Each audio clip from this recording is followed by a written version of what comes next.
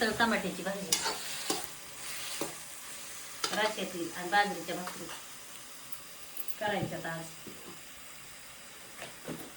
त्यात मुगाची डाळ टाकायची. आणि ती डाळ नाही भिजू घातली. डाळ ती भिजू घालावं लागते ह्याला. कांद्याची त्याची चटणी करायची असल्यावर आज कांद्याची चटणी करायची नाही, ह्याला बी कांदा टाकायचा नाही. आज एकादशीला कांदा चिरू नाही. आणि तुला तू उपास आहे की? अगं माझा उपासच सुटला. कसं मला माहितीच नाही. मला कोण सांगेल तिथं मी काय चुकलेली इथं काय. 10:30 वाजता मी चहा खात नाही, काही नाही. 10:30 वाजूस तर काही खाल्लं नाही. आणि गेले शेळ्याला उन्हाच्या आधी बाटूक आणलं, जनावराचं शेळ्याचं म्हशीचं धुवून पाणी पाजून बांधून सगळं नियोजन केलं. म्हणलं आंघोळ करून स्वयंपाक करावा, तवा आकाचा फोन आला.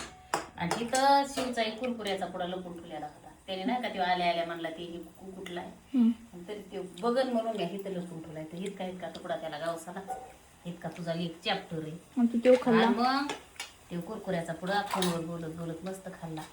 आणि मग आका म्हणती झाली का ग मीना फराळ करायची? आणि म्हणलं काय आणि म्हणते एखादच. मी तुला बोलत बोलत ह्या चटणी टाकली का? नाही टाकलं. ही लाल काय दिसते? खायचं नाही.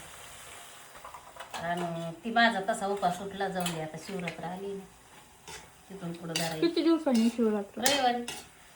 आणि ते कृषी प्रदर्शन का काय कवाय गेली? उद्या. आयु म्हणली घरी उद्यापासून 17 तारखेपर्यंत. आपण जाऊन एकदाही नाही बघितलं कसलं असतं. ती लई छान असतं. मला जायचं एकदा आपल्या जवळ आलं.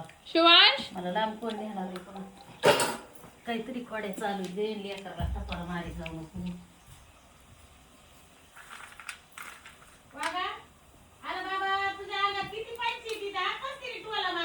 डबा घेतलाय, डब्यातलं पाणी हौदातलं पाणी डब्याने खाली होती तोय आणि जनावरला पाणी लागत प्यायला.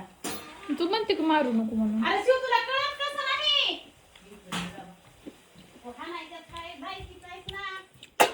कुठं ना तेवढा बघा गिन्यान गेलेल्या.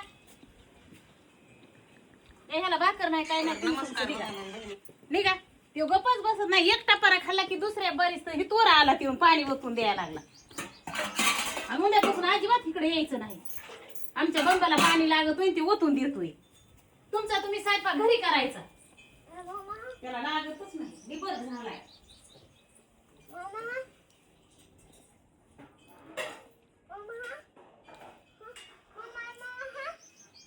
पड मार उडी. मार उडी. हा हातपाय मोडला ना कळन तुला.